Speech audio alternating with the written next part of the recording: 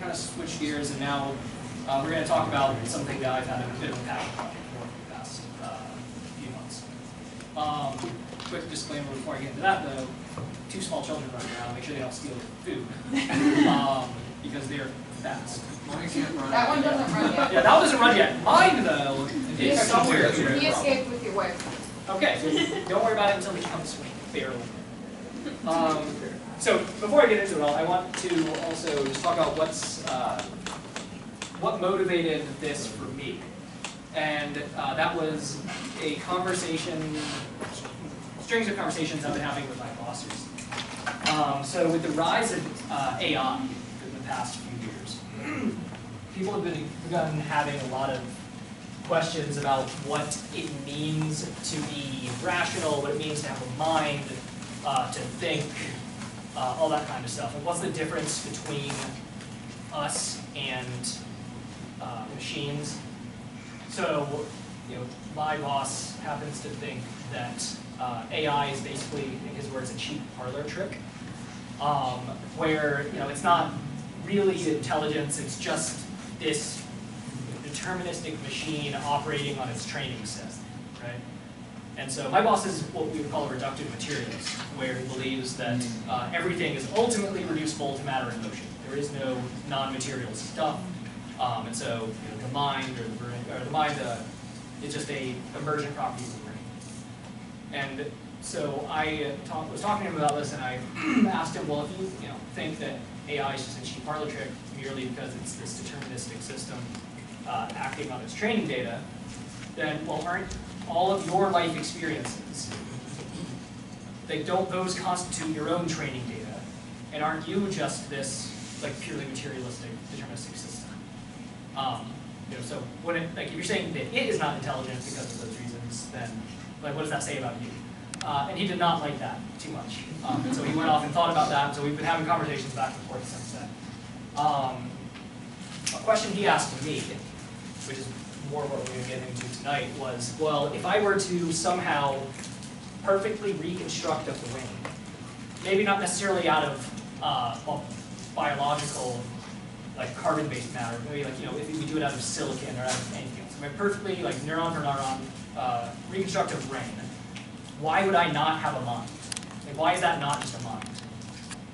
And so I went off to try to explain to him in terms he would understand how the mind is not synonymous with the brain. And there's an argument for that I'll be presenting tonight. Everyone follow that whole story? How all that kind of ties together? Everyone's here today?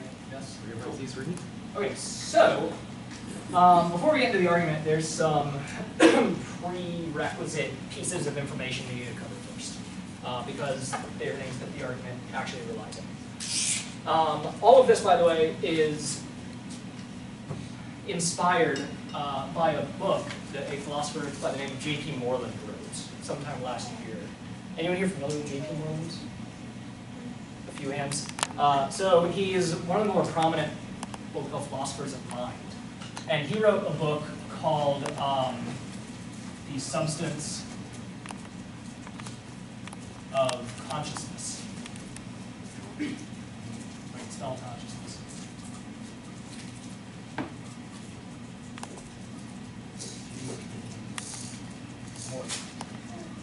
And so if you're interested in hearing some of this information, plus a lot more information in more depth, and you can read my chicken scratch,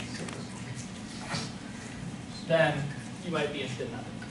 Okay, so one of the first core ideas we need to first cover is what is called the law of identity. It's a little bit more known than J.P. Moreland. How many of you know what the law of identity is, or have you heard about it? About just so many people. Okay, the Venn diagram wasn't quite a circle, but it was very close to being a circle. So the law of identity is one of the 3 classical laws of logic. These are axioms that, and I think we covered axioms a couple weeks ago, right? But they are parts of our belief system that cannot be false, that we build the entirety of the rest of our belief system upon. And the 3 classical laws of logic are, those axioms. So the law of identity says if you have two objects or ideas, A and B, if A has any property that B does not have, or if B has any property that A does not have, then A and B cannot be the same thing. Right? Does that make sense? So let's say you have two balls, two rubber balls. They have all the same properties, same size, shape, buoyancy, material, all of that, except one of them is red and one of them is blue. So one has the property of being red, one has the property of being not red. They can therefore not be the same ball. Now, this applies to not only properties that things do have, but as well as possible properties that a thing could have, but may or may not. And so in this instance, let's say I hand you two pieces of wood, and you have no idea what these pieces of wood are. And they happen to be balsa wood and oak. But you don't know that. There's two pieces of wood, and I tell you, one of these pieces of wood, it is possible to make a longbow out of. The other one, it is not possible. Even if you know nothing else about those pieces of wood, you know that they have to be different. Because one is possibly true of one, but not possibly true of the other. You guys with me on that one? This first idea, law of identity? Cool. All right. So, what's that? The second one is another logical axiom in modal logic. So modal logic is the logic dealing with possibility and necessity. It's a little different than the classical logical system. It just has like some slightly different applications. And so this axiom doesn't really have a name. I just have to draw it symbolically and explain to you kind of what it means. But it is essentially defining what it means by the word possible. So we have and this is a little bit more technical, you don't actually need to know this part, but it's interesting for those of you that want to. So diamond means it is possible that P is some proposition, some description of the world. This little back and forth arrow means if and only if. So P is possible if and only if. It is not the case. Square means it is necessary that. And these little bracket symbols are negation. Okay. What this is saying is that P is possible if and only if it is not the case that it is necessary that P is false. And we can use what is called possible world semantics here to say that P is true in some possible world if and only if it is not false in all possible worlds. Mm-hmm. Right? So if there's some possible world in which P is true, then P is possible. Right? Okay. So that's an axiom of modal logic. Forrest, Yes. what would be an example of something that is necessarily false? Something is necessarily false. Yeah. That So a circle has four sides. Okay. Is necessarily false. It is false in all possible worlds. And there's not a single possible world in which a circle has four sides. That's just an arbitrary example. It's also true. There's no possible world in which there's a married bachelor. Yeah. Okay, so what does possible mean in the context of possible world? It's true in at least one possible world. There's some, and so possible worlds here are different descriptions of the way the world could be in a consistent way. So, for example, an example of possible world is one in which you wore a red shirt to the meeting tonight rather than a green shirt, or one with vertical stripes and horizontal stripes.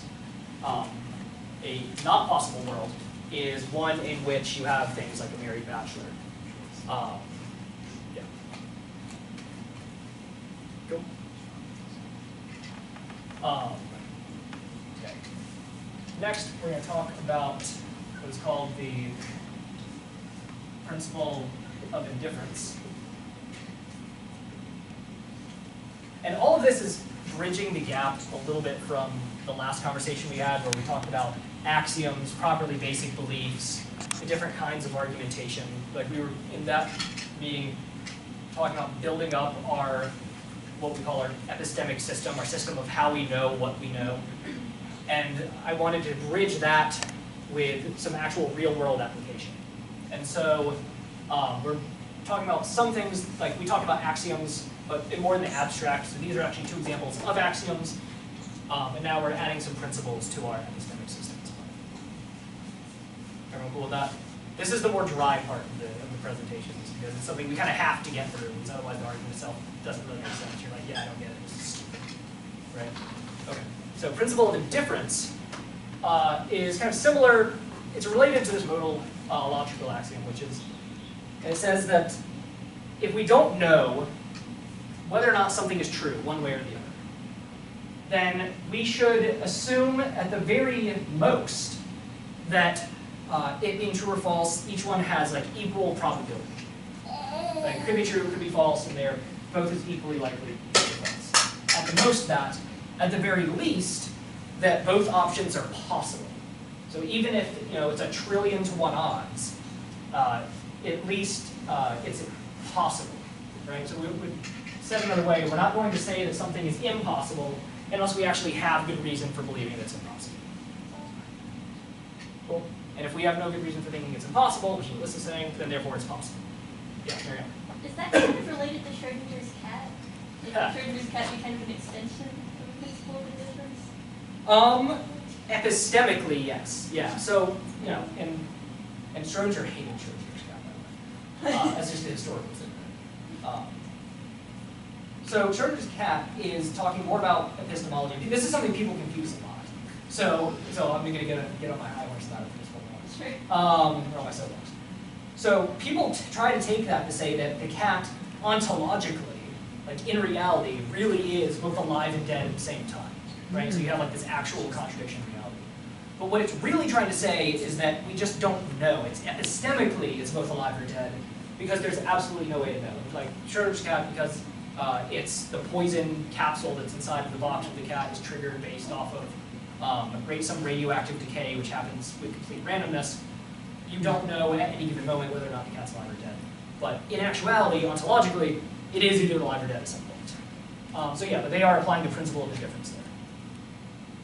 That makes a lot more sense than the way I've always heard it. Yeah, but people just confuse it. Anyway, yeah, a lot of the quantum mechanics stuff, they're really conflating ontology and epistemology when people talk about it more at the late levels. Okay, so that's the principle of indifference. We clear on all that stuff? Cool, now we can actually get into the argument. So, the first, and I'm going to lay it out kind of in its own premises.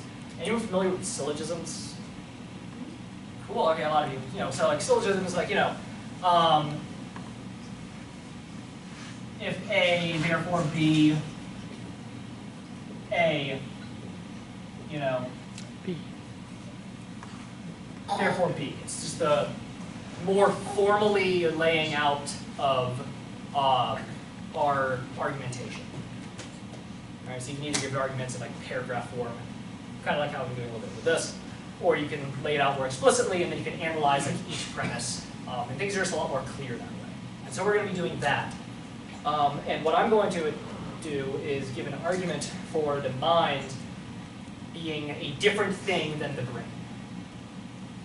Right? And so the reason I said this is kind of an argument for the soul is that if we know that we have consciousness, that we have minds, but yet the mind is different than our physical brains, then that kind of begs the question of like, well, from whence does the mind arise?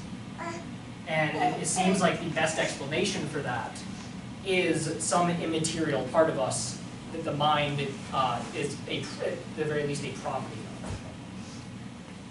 Which is very much what the Christian means when they say soul. And so this doesn't directly prove a soul, but implies one once you start pairing it with some other elements. Okay, so first premise. And sorry I don't have PowerPoints. I'm trying out this new whiteboard thing because I think it's a little bit more interactive. You pay attention to each individual thing a little bit more, which I think Terrell mentioned last week or the week before. Okay, so if two concepts, I'm not using concepts, two things have different properties,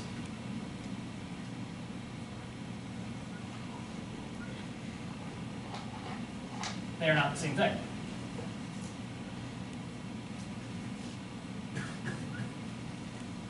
Right? That's just a restatement of the law of identity.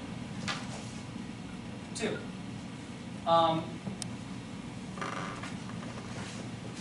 It is impossible for our physical brains,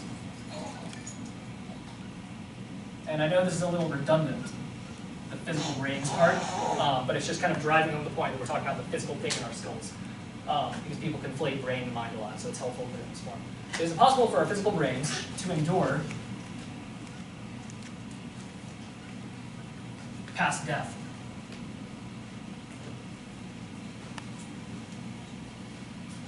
Everyone agree with that? Yes. I might, but I don't know what past death is. Sure. So endure to still be present even when you die. Because eventually your brain turns into a maggot-eating pile of bush, and eventually then to dirt. And a pile of dirt is certainly not a brain anymore. I think I agree. Okay. Glad to hear. Third idea. It is not impossible. Anyone care to guess what this next premise is actually going to be? It is not possible for our, it is not impossible for our mind to endure past death. Correct. It is not impossible. I'm going to say that our minds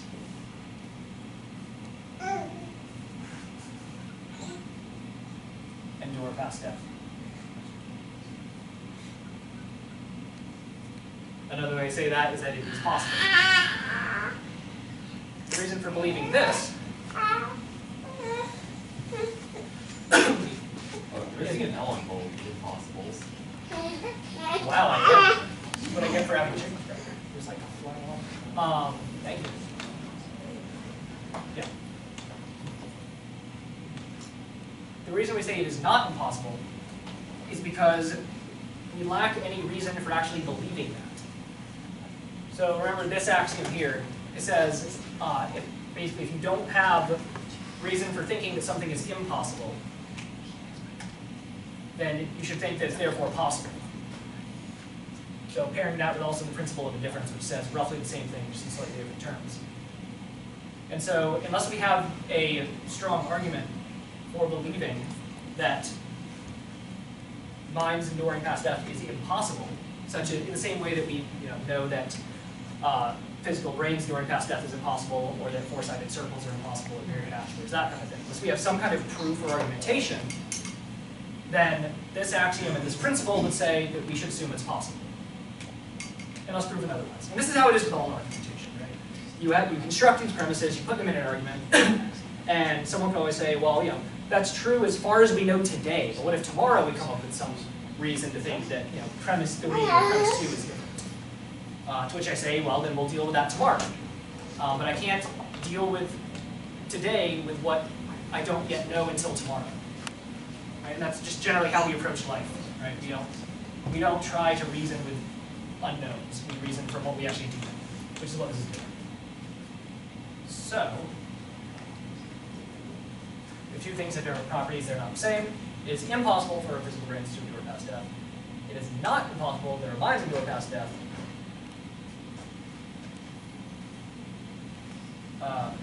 Therefore, from 1, 2, and 3, our minds are not our brains. Follow?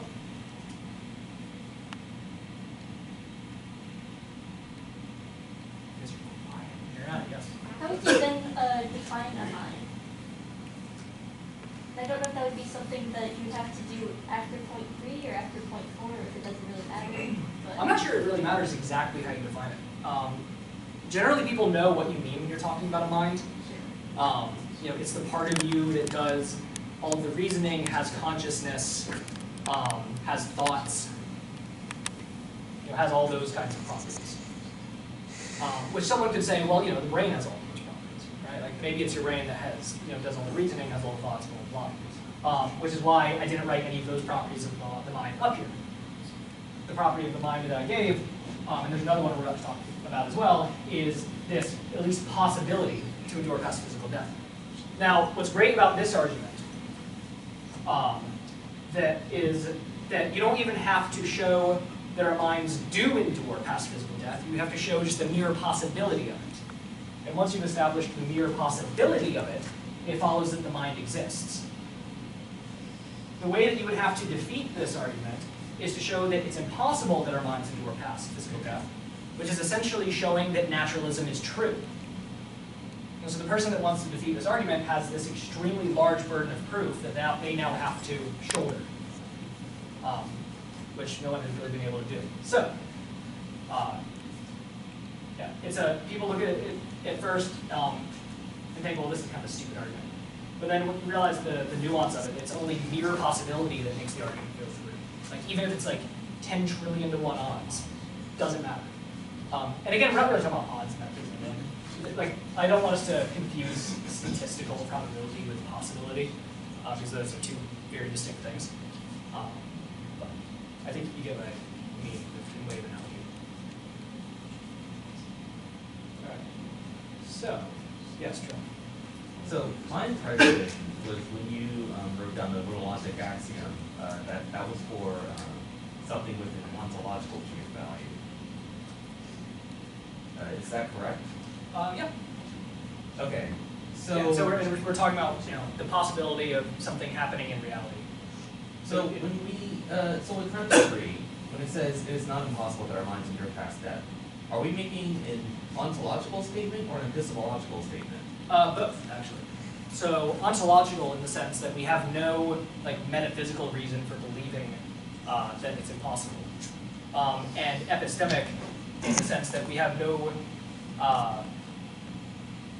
epistemic justification for thinking it's impossible. Mm-hmm. And you know, having if you show that it's metaphysically impossible, that's basically showing that it's epistemically impossible as well. So those two things aren't necessarily distinct. Did that answer your question? Yeah. Cool. So another property that we attribute to our minds, and we talked a couple weeks ago about, in addition to axioms, what's called properly basic beliefs. Can anyone remind me what a properly basic belief is? That was here a couple weeks ago. You're justified in holding down the evidence. Okay. I'd push back a little bit on the without any evidence part. It's acceptable. You have warrant. You can have that knowledge without having to meet any priors, so to speak. Sure. Like my sense experience would qualify as a properly basic belief. God, unthinkably, becomes a properly basic belief. Yeah, so a properly basic belief is one that you have warrant or justification in believing without anything more beneath it supporting it, right? And so our memory beliefs are like this. You remember things that, like what you ate for breakfast this morning. If someone were to like really press on, well, how do you know that you had that for breakfast? You're like, because I remember it. And that's as deep as the explanation goes. But you're still justified in believing it. Like you're not irrational for believing that what you had for breakfast was indeed what you had, in absence of some defeater, right? So properly basic beliefs are not indefeasible. They're not such that they cannot be wrong. It's just that you are justified in believing them unless you have some reason to think that they're false. So our sensory beliefs are also like this. You know, if I look out into the parking lot, I see this orange orb. And on the basis of seeing the orange orb, I form the belief that I'm looking at a basketball. I'm justified in believing that I am indeed looking at a basketball, unless someone convinces me I'm hallucinating or that kind of thing. A properly basic belief, in addition to our sensory belief and memory beliefs, that we happen to hold is our belief that we are, in fact, free agents, that we actually have this freedom of the will. Because it really seems to me, and to many of you, I'm sure, that if you were to go like this, it seems like you could have just as well gone like that instead. Right? So you hold the freedom of the will in a properly basic way. Going off of this same structure, you could say it is impossible for just our physical brains to support free will, because in a naturalistic world, everything is purely deterministic, just matter acting on the laws of nature. And so it seems inexplicable how you could go from that to say, well, you could have actually done something different. Because if I were to drop this pen, it would fall to the ground every time. There's absolutely no way it would do anything different, right? And if we are just like this pen, just matter being acted on by laws, then we too cannot do anything different when it has free will. However, I would also say it is not impossible for our minds to support this freedom of the will. And so that would be another property, or at least possible property, that the mind could have over the physical brain that would also make this argument go through. If you don't like this enduring past death. And that works well because it concords with our properly basic belief that we already hold, that we actually have free will. And so it meshes well with that, a view of the world that is more consistent with free will. Does that make sense? It meshes well with what you already know.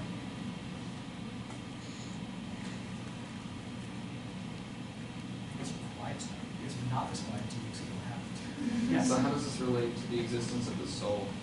Yeah. So as I said, if we tie this with the idea that we have consciousness, right? That we actually do think and act, all that. And so we know that consciousness has to arise from somewhere. Well, if it's not arising from the brain, right? Our mind is not arising from the brain, then where does it arise from? Right? It seems like there's not any other really great candidate. It's not arising from your kidneys, for instance, or perhaps the fingernail of your left pinky toe, or something like that. There's no other part of your body that it really makes sense to say it arises from other than the brain. So if it's not the brain, what is it? And it seems like a good explanation for that is that there actually is some other substance, if we want to call it a substance, that is integral to you being you, that mind actually does arise from. And so you begin asking, well, what are good candidates for that? And it seems like the soul is a very good candidate for that. Which is why I said this argument doesn't prove it directly, it more infers it. What this argument shows directly is that our minds are not our brains. And what you then infer from that requires a little bit more argumentation.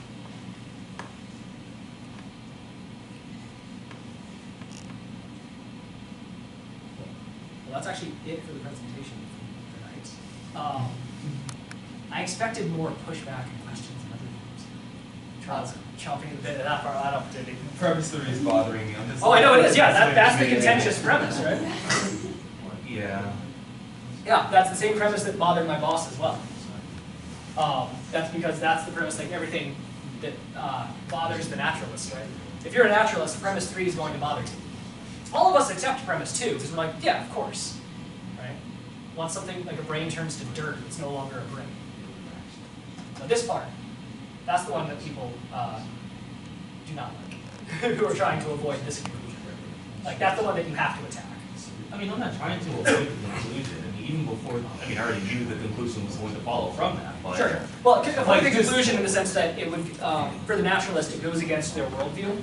And people tend not to like things that go against their worldview. You know? And so whether they are consciously doing it or not, they are pushing against the things that show that some part of their view is not so. okay, so the reason it bothered me isn't because I'm trying to avoid this person. The reason it bothers me is because this I'm also is not calling you out. I'm trying my hardest. I understand. What's happening here is an assertion is being made. Yeah. But there's a difference between claiming that something is false and having no reason to believe that something is true. And that's my main issue with premise 3. Because the claim that it is not impossible that our minds endure past death is a claim I would need a justification for, because this is a positive claim.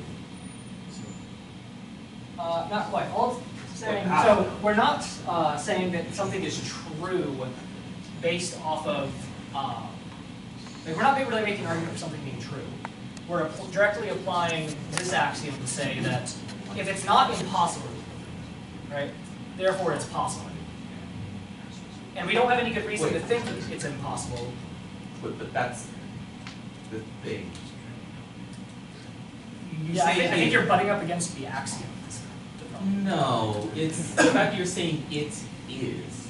Like, even if you're referring to something not being impossible, that's still, like, to claim that it is not impossible is still to make a positive claim. So, I'll say it this way. We have no reason for believing that it is impossible. To say that it is impossible requires some sort of evidence. We do not have that sort of evidence. Right. And so therefore we cannot say that it is impossible. And if we cannot say that it is impossible, we should therefore, from this axiom, say that it is possible. Well, not having reason to believe that it is impossible would be more of an empirical statement. But you then can't conclude from that that it is ontologically possible. Yeah. I mean, that's what the axiom is doing. You can just say that you don't have reason to believe epistemically that something's impossible, and then use that to conclude that ontologically something's possible. No, you don't have any reason to believe that ontologically something is impossible. Like, there's no logical contradiction or metaphysical contradiction or physical impossibility or anything like that dealing with it. And if you have no grounds for saying that it's impossible, then the axiom says that within modal logic, it is possible. And this isn't really dealing with epistemically or ontologically, right? This is, like if you had to pick it, yeah, I mean, it applies to either. Like, I guess like epistemically, insofar as you know, but like. Disagree with the axiom. Because that just, it still doesn't sit right with me, even with that explanation. Like, I just don't accept that. Like, you can say, I don't have reason to believe that something is impossible, therefore something is possible, because you can't know. Or maybe I'll reword it a little bit for you. You'll become more comfortable with it. Okay. I have I have no epistemic grounds for believing that something is impossible. I therefore have, because of that, have epistemic grounds for believing that it is possible. So this wording is just epistemic all the way through. Right? Because if you're dealing with like things that you know, unless you have good reason for thinking that that is not like some absurdity, or there's no logical possibility there, you should be open to it. Okay. So possible doesn't mean necessarily having reason to believe it's That it's true. No, that absolutely not. Yeah, I'm absolutely not saying that we should have reason to believe that it's true. Like, I'm not making an argument that our minds do endure past physical death, or that we have reasons for believing they endure past physical death, or that it's even anywhere remotely likely that they endure past physical death. All I am saying is that it is not impossible that they endure past physical death. That it does not entail any logical or metaphysical absurdity. And not So it's a very modest claim. It's like, so not impossible yeah. doesn't mean like necessarily possible, but rather just we don't have reason to believe it's impossible.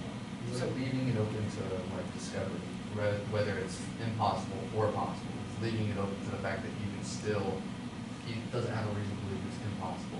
Yeah, He it also could doesn't be have- true.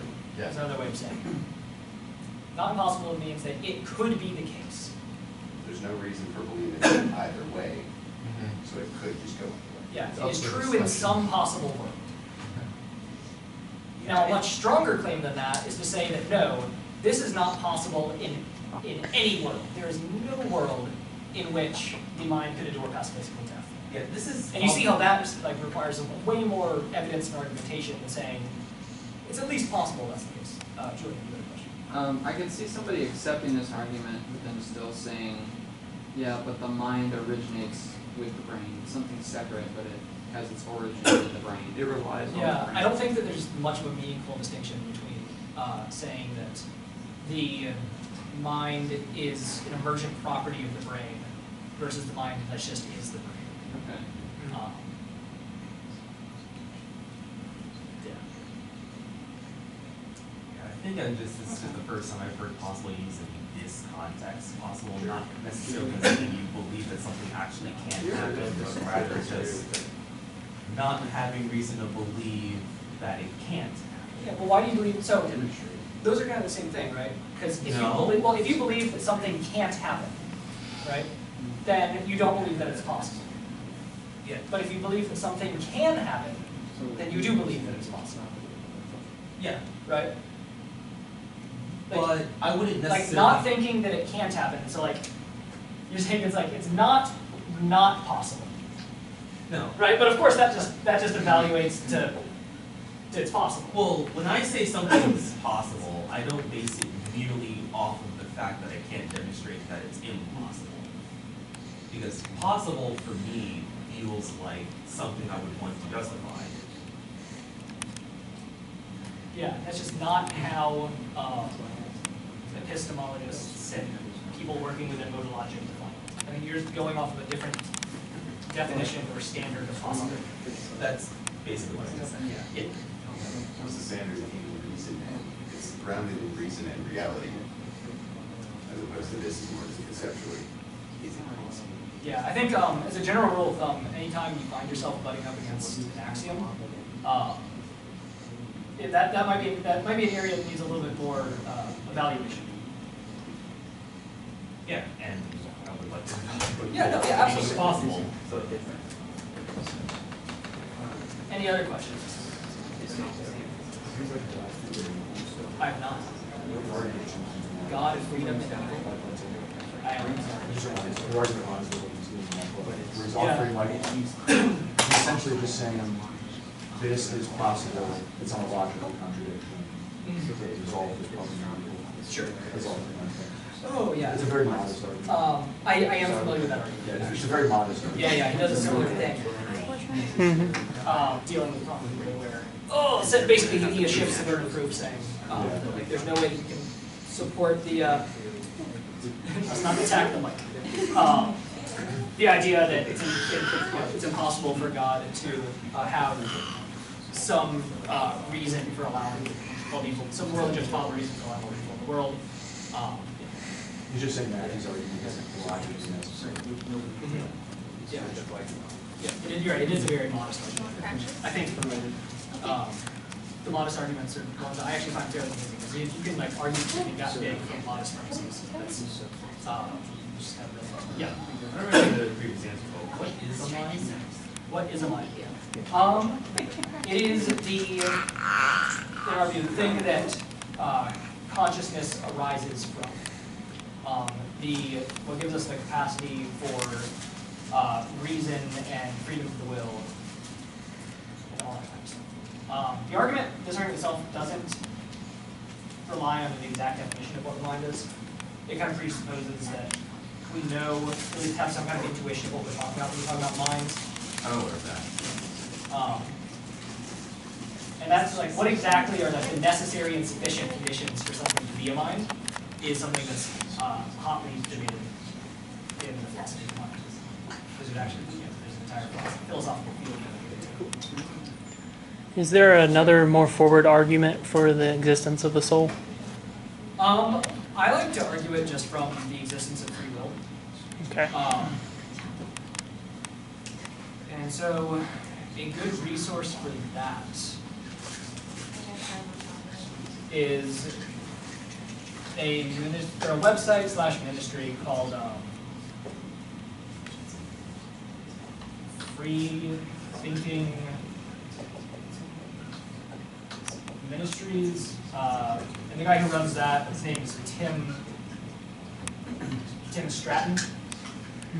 And he fleshes out that exact argument in more detail with all the supporting premises and all that. Okay. We won't be going into it tonight. Resource recommendation for talking about AI and having thoughts and creativity is a book by Dr. Robert Marks called Non-Computable You. Okay. If you've gone by it, but he is a Christian and he gives a perspective on like non-algorithmic things that AI simply is not possible that it can do. What's the name of the book again? Non-Computable You. Non-computable. Another good, more classic example of that is what's called the Chinese room experiment. For those that basically shows that AI doesn't really have any understanding of anything, whereas we do understand things, and so therefore AI can never actually rise to the same levels, regardless of how complex it actually is. So it's an interesting one experiment. Yes. Do Boltzmann brains have any relation to this topic, and if so, what would that be? They do not. Okay, good. They do not. Boltzmann brains do not have any real relation. Maybe we'll talk about Boltzmann brains sometime when we're dealing with the fine-tuning. That's really what tends to show up. Fine-tuning argument, talking about like the multiverse. Yeah, simple terms. Since this was kind of short, this is a pretty modest argument for this, so we have any more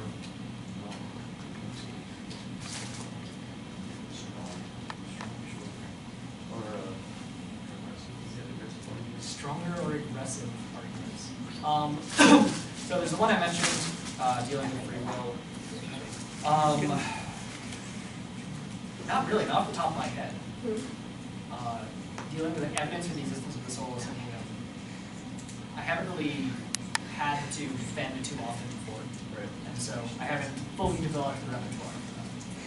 It's an interesting apologetics conference. Julie and I have actually, Yeah.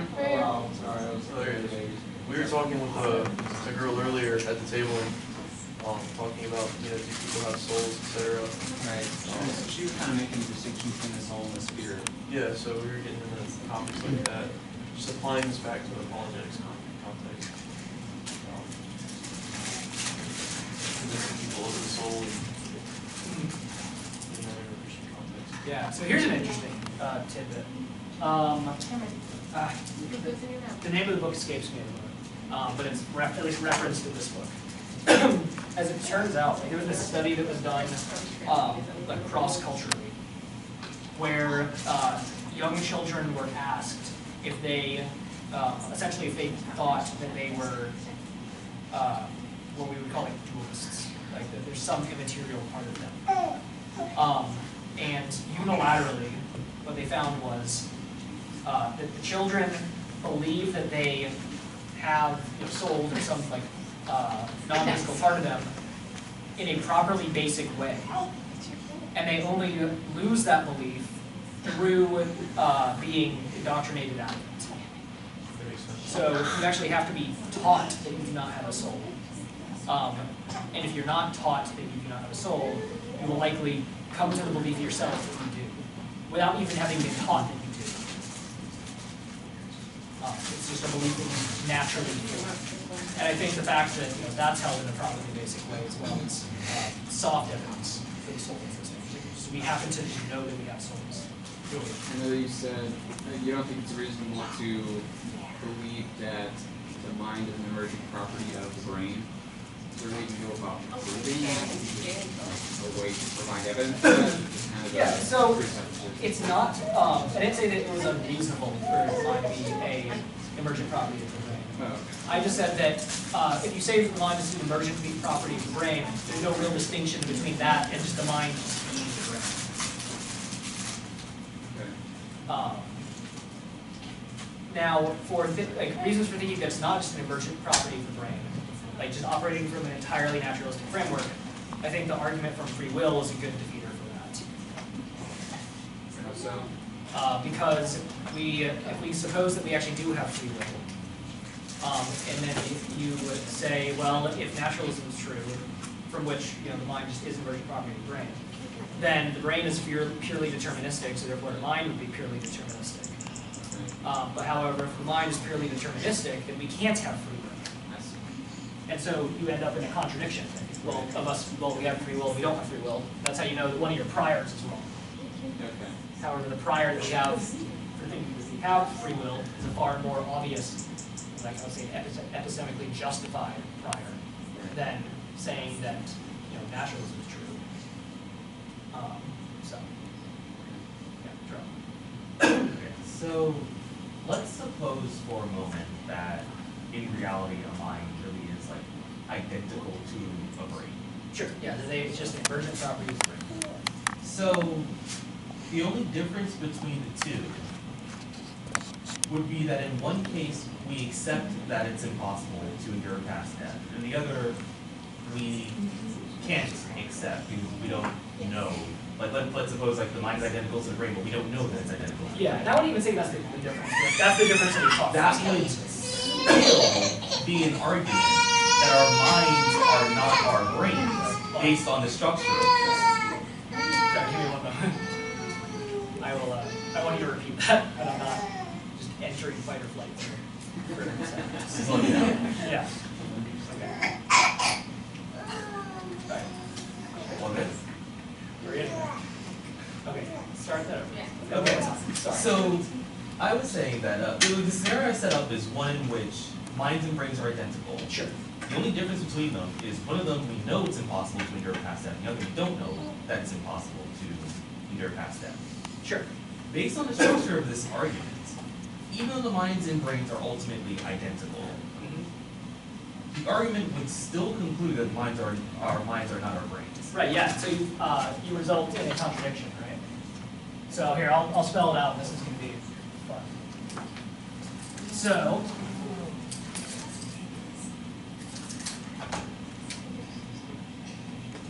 we start with the premise. Our minds are not our brains. Or sorry, are our brains. Right? 2, minds have possible property that brains don't have. And I'm shorthanding this a little bit. I don't want to rewrite out the whole other idea. And so I'm just going to write here law of identity. So 4 from 2 and 3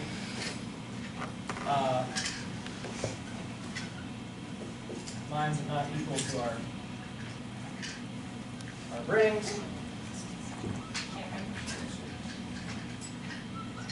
And so what we have to conclude from this is either premise 1 is wrong or premise 3 is wrong, because premise 1 and premise 1, premise 4 are contradictory. But we're not going to toss out premise 3 for it's a logical axiom. And so therefore we have to conclude not premise 1. Premise 1 is false. That we started from a bad starting point. And this is a form that we call reduction to absurdity. To assume the negation of the thing you're trying to prove, it leads to a contradiction. You started in a bad place. So maybe I didn't clarify in the beginning. What? I said, maybe I didn't clarify in the beginning. I probably didn't clarify in the beginning. So when I'm talking about minds and brains are the same, I'm talking about like everything we refer to as a mind can be explained like with the brain, and like we can suppose that it empirically is. Sure, yeah. So yeah, if you start with that presupposition, our minds just are our brains because physical matter is all there is. Right? I'm saying that results in a contradiction. Well, the minds and brains not being the same would be dependent on the fact of whether or not we can know something about the mind or brain. It's dependent upon not even just knowing it, but like like knowing it's hard, you have to actually know to talk about it. But one having a possible property that the other one cannot happen. Like the brain cannot have the possible property of enduring past death. Whereas the mind can have the possible property of enduring past death. But that's because we exist with that gap in our knowledge. It's not necessarily much a gap in our knowledge, it's just we don't have any reason to believe that it's not possible. I would consider that a gap because there's a difference between I don't have reason to believe this and I have reason to believe not this. So, one more time. There's a difference between not having any reason to believe something and having reason to believe the opposite of that thing. One is a positive assertion, one is not asserting. So I would argue that that is actually a gap in knowledge because something either is possible or isn't possible. Correct. So whether or not that's true is independent of whether or not we can know that that is true. That's correct, yeah. So the fact that you don't have reason to believe that something is impossible, I would still consider a gap in our knowledge. The fact that you don't have reason to believe that something is impossible should tell you that you should at least then say that it's at least that it is possible. Based on possible being defined that way, sure. Right, yeah. It's based just, on I guess in a colloquial setting, I wouldn't use possible in that way, because no, and people don't, right? People colloquially mean like statistically possible. But we're not talking about statistical possibility. We're talking about like metaphysical or physical possibility. Yeah, and when I was talking with my boss, he also was conflating statistical possibility. So like he defined something being impossible as having 0 probability. But that's of course a category mistake. Because we can conceive things that have 0 probability but Cameron. are also possible. Cameron, we don't touch out, but. There we go. yeah. So in this sense, It's gonna be interesting to watch because we're this talking about in the physical sense, we're talking about mind and brain. Yeah, physical and or metaphysical. in the sense of premise 1, but then in the sense of premise, well, I set it up for to specifically be physical and not say anything about metaphysical. Sure, yeah, yeah. And then in premise 4, we're presupposing that naturalism with is this. a metaphysical plane. So so you could actually say it's not a contradiction because the claim that our minds are our brains aren't in the same sense. Correct. So that presupposes naturalism. Right. Premise 1. That's what you're saying. No, I just constructed it to be true. It didn't require naturalism to be true. It was part of the supposition. It was a hypothetical. It's hypothetical that like presupposes this though, isn't it? Why?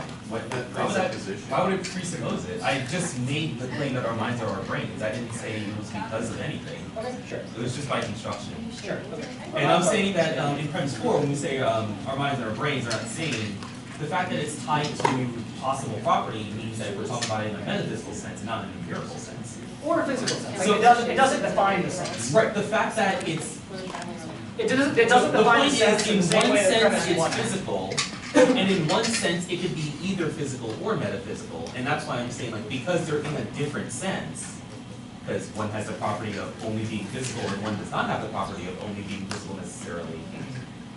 We're not talking about the same minds are our brains, so even if that's the therefore, case- it wouldn't be a contradiction. So even if that's the case, I think you would agree that if something is metaphysically impossible, then it also has to be physically impossible. That these are two categories that you can indeed mix. Right? So like nothing about this argument relies on like it being we're talking about physical or metaphysical or anything like that. We're just talking about the broader sense of possible from any of those categories at all. If I say something is impossible, I could be saying it's logically impossible, physically impossible, metaphysically impossible. It doesn't really matter. The fact that it's just possible in general, as in it's not impossible from any of those categories, shows that it is indeed possible.